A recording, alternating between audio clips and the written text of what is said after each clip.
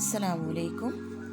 आज मैं आपके लिए बड़ी इंटरेस्टिंग वीडियो लेकर आई हूँ। ये मैंने जीन्स का बैग बनाया है, तो मैंने सोचा मैं इसको आपके साथ शेयर करती हूँ। इसके लिए मैंने जीन्स का कपड़ा और प्रिंटेड फैब्रिक को यूज़ किया है।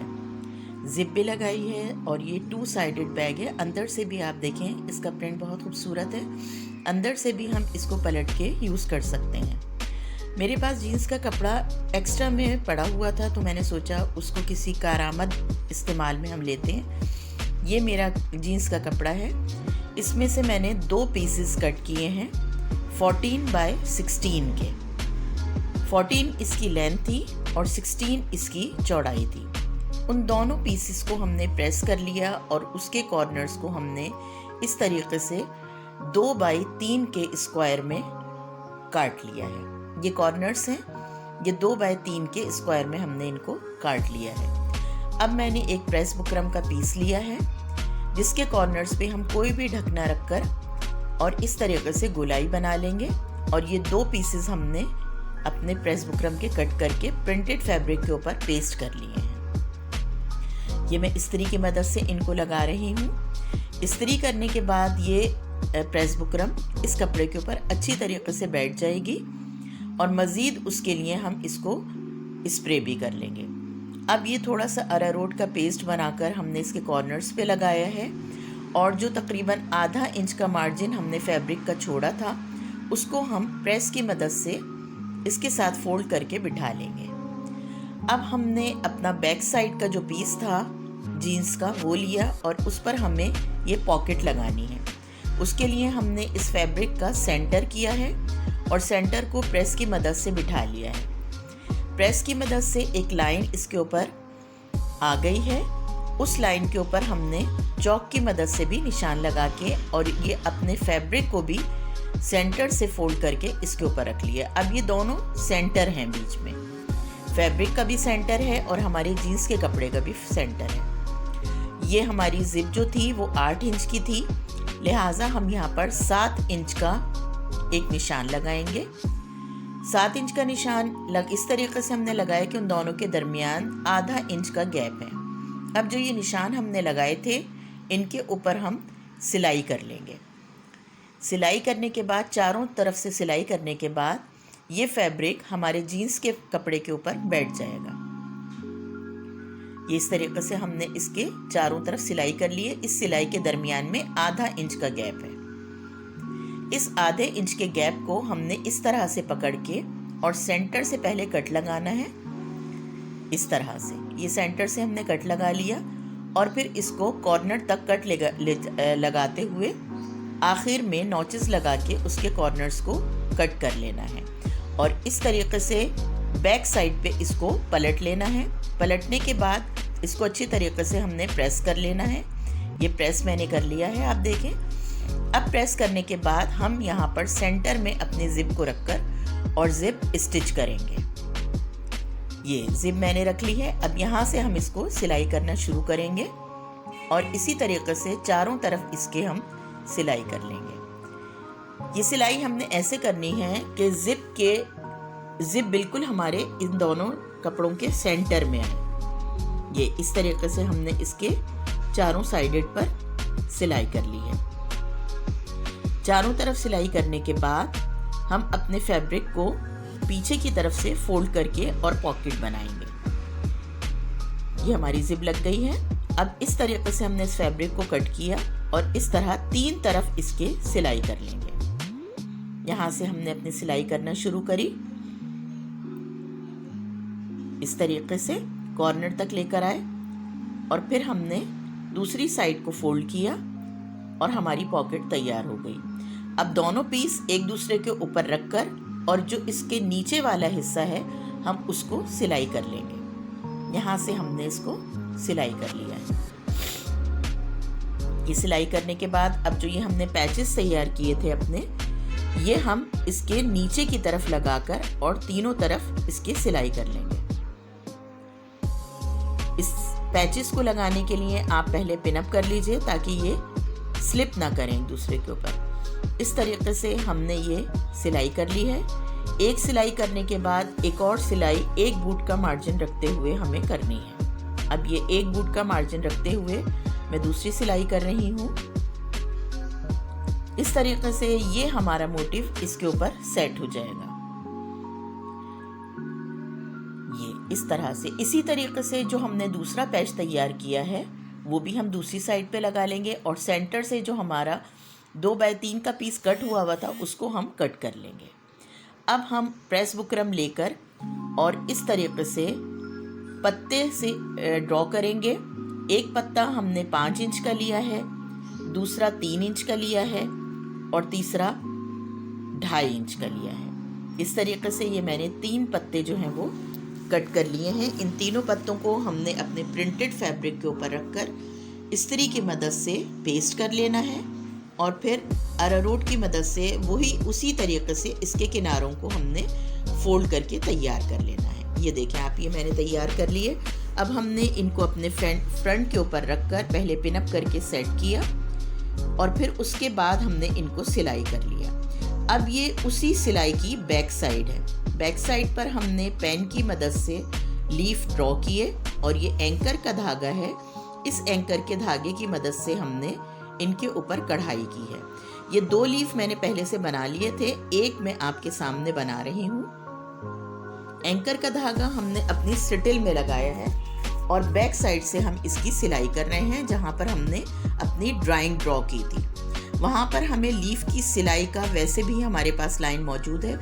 उसी लाइन के ऊपर हम अपनी मशीन को चलाते हुए एंकर की मदद से तमाम लाइनों के ऊपर ड्राइंग ड्रॉ करेंगे। इस तरीके से पहले हमने लीफ बना लिया, ऊपर टॉप से हमने लीफ को स्टार्ट किया था और इस तरीके से लीफ के एजेस बनाते हुए हम कॉर्नर तक ले जाएंगे। ये हमने हैंडल बनाया है। हैंडल के लिए मैंने तकरीबन 2.5 इंच का पीस लिया था जिसको दोनों साइडेड से हमने फोल्ड कर लिया, प्रेस कर लिया और उसी एंकर के धागे की मदद से हमने इसके ऊपर दोनों साइडों पर सिलाई लगा ली है। दोनों साइडों पर सिलाई लगाने के बाद ये हमारा हैंडल तैयार हो गया है। इसको 2 पीस में हमने कट कर लिया है। अच्छा, यहाँ मैं आपको एक बात बताती चलूँ कि ये हैंडल मैंने पहले लगा लिए थे, लेकिन बाद में मुझे ये एहसास हुआ कि अभी हैंडल नहीं लगाने चाहिए, बाद में लगाने चाहिए। तो मैंने ये हैंडल यहाँ से कट कर लिए थे। ये आप देखें, अभी ये हैंडल लगे हुए हैं, लेकिन फिर मैंने इनको यहाँ से काट लिया था, या आप चाहें तो उधेड़ के निकाल लीजिएगा, क्योंकि ये हैंडल हमें बाद में लगाने हैं। अब हमने फ्रंट पर अपने 5 इंच का पीस लगाया है ये, और बैक साइड पर हमने 2 इंच का पीस लगाया है। ये इस तरीके से एक बॉर्डर सा बनकर तैयार हो गया है हमारी हैंडल की साइड के ऊपर। ये बैक साइड का हमारे पीस है। बैक साइड पर हमने 2 इंच का पीस लगाया है और फ्रंट पर 5 इंच का। अब इस तरीके से हमारा ये फ्रंट और बैक बनकर तैयार हो गया है। अब हमने इसकी लाइनिंग तैयार करनी है। लाइनिंग के ऊपर भी मैंने एक साइड पर उसी तरीके से जिप लगाई है जिस तरह हमने अपने जीन्स के फैब्रिक के ऊपर बैक साइड पर जिप लगाई थी। ये दोनों पीसेस हमारे लाइनिंग के हैं। अब हमने अपना फ्रंट का पीस लेकर उसके ऊपर जिप लगाई है। ये जिप पहले लगेगी और हैंडल्स इसके बाद में लगेंगे। अब फ्रंट पर जिप लगाने के बाद हमने बैक साइड पर उसकी लाइनिंग रखकर और उसी सिलाई के ऊपर सिलाई करनी है जो हमने जिप की सिलाई बनाई थी। ये आप देखें, ये बैक साइड है लाइनिंग की और हमारे जीन्स फैब्रिक का फ्रंट साइड है। पहले हमने एक साइड पर जिप लगाई है लाइनिंग रखते हुए। इस तरीके से ये एक साइड पर हमारी जिप लगकर तैयार हो गई है। अब इसी जिप का दूसरा हिस्सा हमने उठाया और अभी पहले हम ये टॉप स्टिच लगाएंगे। यहाँ पर हमें एक टॉप स्टिच लगानी है इस तरीके से। पहले जिप का टॉप स्टिच लगा लेंगे, फिर हम इसी जिप का दूसरा हिस्सा लेकर अपनी बैक साइड के ऊपर स्टिच करेंगे। अब ये मैं दूसरी साइड का हिस्सा लगा रही हूँ।